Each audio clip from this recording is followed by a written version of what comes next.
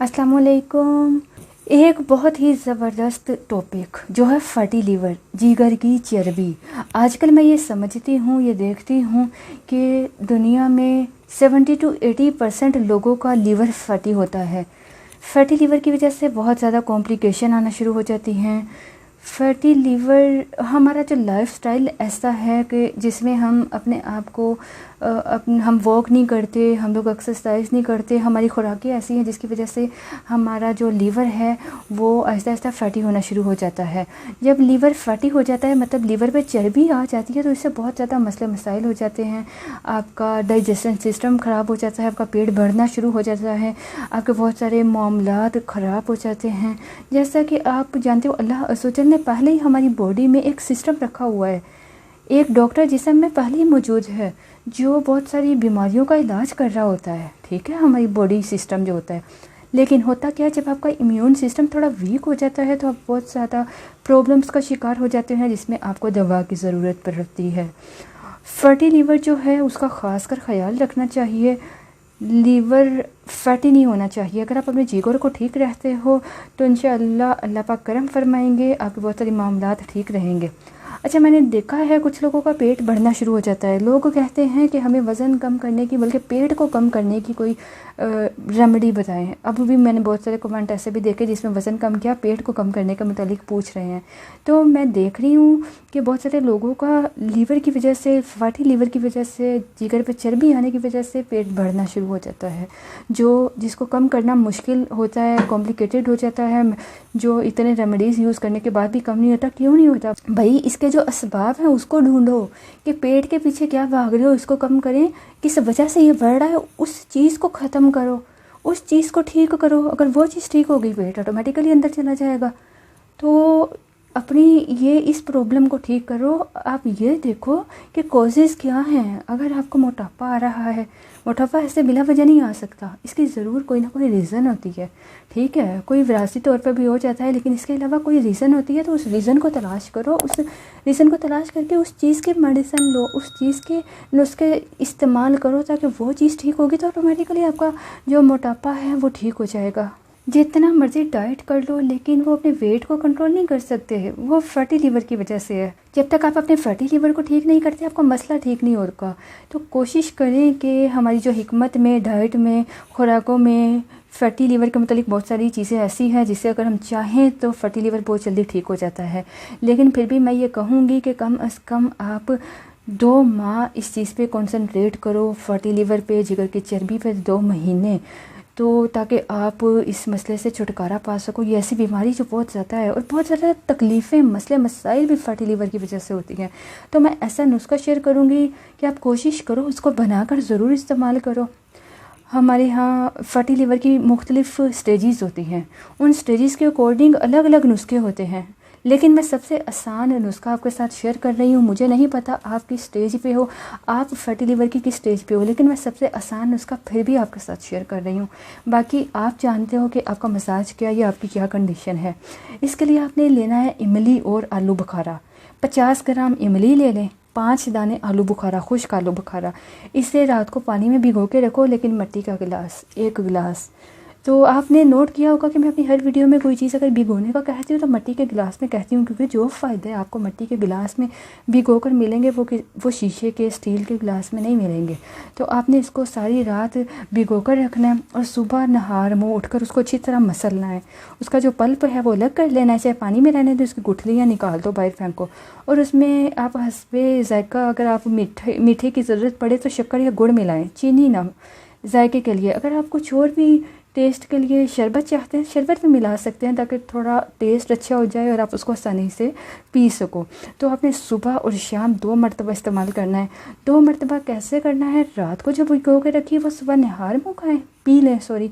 और जो सुबह आप भिगो कर रखेंगे उसको रात को, ठीक है, रात को सोने से 2 घंटे पहले।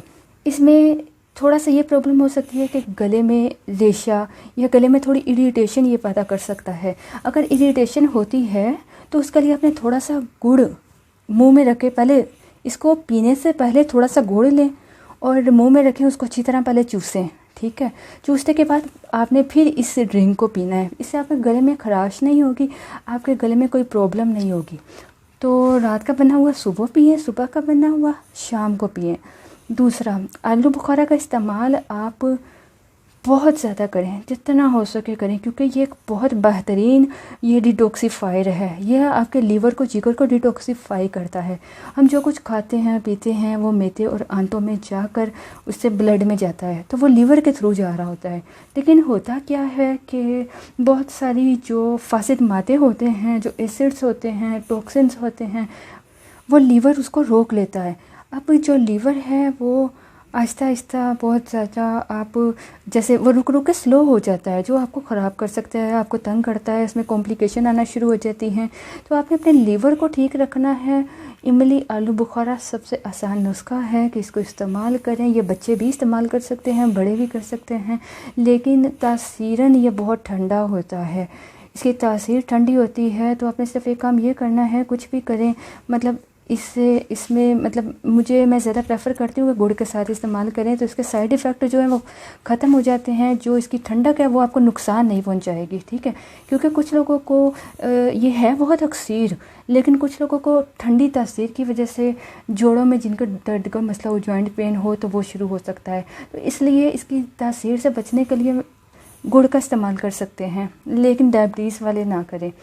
दूसरा, फैटी लीवर का एक और नुस्खा है जो मैं चाहूँगी कि आपके साथ शेयर करूँ, वो है चरायता, अफसनतीन, कासनी और आंवला। ये बहुत ही फ़ायदेमंद हैं। ये इस तरह करते हैं, चरायता 10 ग्राम, अफसनतीन 10 ग्राम, कासनी 10 ग्राम, आंवला 10 ग्राम। इनको आपने ऐसा करना है कि तकरीबन 8 गिलास पानी डालें और इसमें इतना आपने इनको चीज़ों को डालकर उबालना है कि ये 4 गिलास रह जाए। आप इस पानी को एक ही बार बनाकर रख सकते हो। जब ये 4 गिलास रह जाए तो आपने इसको एक ही बार पानी बना के रखना है, छान के रख लेना है। इस पानी को अपने फ्रिज में रख लेना है, ठीक है।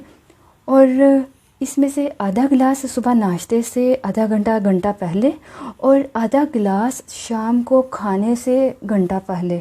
ये फैटी लीवर के लिए बहुत ज़बरदस्त है। इसके अलावा इसमें ये देखा गया है कि ये शुगर लेवल को भी बहुत तेज़ी से कंट्रोल करता है। हम लोग डायबिटिक लोगों को, जो शुगर के पेशेंट होते हैं, उनको भी ये गाइड करते हैं कि आप ये इस्तेमाल करो। और अल्हम्दुलिल्लाह ये चेक भी किया गया कि बहुत सारे जो डायबिटिक पेशेंट हैं वो काफ़ी हद तक उन्हें सेहतयाब हुई है इससे। थोड़ा सा कड़वा होता है इस्तेमाल, थोड़ा सा जायके के लिए थोड़ा सा मुश्किल होगा इसको पीना, तो लेकिन आपको करना पड़ेगा। डायबिटीज़ के पेशेंट वो उनके लिए भी बहुत फ़ायदेमंद है। जो फैटी लीवर है उसमें आप इमली आलू बुखारा भी यूज़ कर सकते हैं, लेकिन ये चरायते वाला जो नुस्खा है ये 2 से 3 महीने इस्तेमाल करें, अल्लाह पाक करम फरमाएंगे, फैटी लीवर बिल्कुल ठीक हो जाएगा। लेकिन सीरियस प्रॉब्लम की सूरत में आप अपने मुआलिज से, डॉक्टर से ज़रूर रुजू करें। मैंने आपके साथ आसान और ज़बरदस्त नुस्खे शेयर किए हैं, लेकिन मैं आप लोगों की बॉडी कंडीशन के मुतालिक नहीं जानती। आपको सही से गाइड आपका जो डॉक्टर है, आपका मुआलिज है, वो आपकी रिपोर्ट्स देख के, आपकी कंडीशन देख के, आपकी जो वेन्स चेक करके, आपकी पूरी बॉडी कंडीशन चेक करके फिर आपको सजेस्ट करेगा कि आप ये लो या वो लो। तो मैं ये नहीं जानती कि आपकी क्या कंडीशन है, ठीक है। तो जनरल मैं आपको बता रही हूँ कि ये बहुत ज़बरदस्त है और फैटी लीवर के लिए बहुत ही अक्सर ये नुस्खा है। मैं आपको दूसरे नुस्खे के जो इंग्रेडिएंट है फिर से बताती चलूँ ताकि आपको समझ आए। चरायता, अफसनतीन, कासनी और आंवला। चरायता, अफसनतीन, कासनी, आंवला, ठीक है, नोट डाउन कर लीजिए। और ये सब चीज़ें जैसे 10-10 ग्राम हम वज़न। तो अपना ख़याल रखिएगा, दुआ में हमें याद रखिएगा। हमारे चैनल को अगर आप पहली बार देख रहे हैं तो सब्सक्राइब कर दीजिए और हमारी वीडियोज़ को लाइक कर दीजिए। अल्लाह हाफ़िज़। इसकी तासीर जैसे कि आपको बताया ठंडी होती है, तो गर्मियों में आप इजीली इस्तेमाल कर सकते हैं, लेकिन सर्दियों में आप थोड़ा सा इसको इस्तेमाल करें 1-2 दिन के वक्फे से। इससे ज़्यादा आप मुसलसल इसको इस्तेमाल ना करें, क्योंकि सर्दियों में आपको थोड़ा सी प्रॉब्लम कर सकता है कि आपको ठंड का मसला हो सकता है। लेकिन जैसे कि आपको बताया, अगर आप गुड़ थोड़ा सा ले लेते हो तो इंशाअल्लाह इससे आपका जो उसकी तासीर जो है, ठंडी तासीर है, वो नॉर्मल हो जाएगी, मुतदिल हो जाएगी। क्योंकि गुड़ की तासीर गर्म होती है, जब आप इसमें गुड़ को ऐड करोगे तो दोनों की तासीर आपस में मिलकर मुतदिल हो जाएगी। उम्मीद करती हूँ आपको हमारा ये नुस्खा पसंद आया होगा। लास्ट में फिर से कहूँगी, हमारे चैनल को आपने सब्सक्राइब करना बिल्कुल नहीं भूलना और हमारी वीडियोज़ को अपने दोस्तों रिश्तेदारों के साथ ज़रूर शेयर किया करें।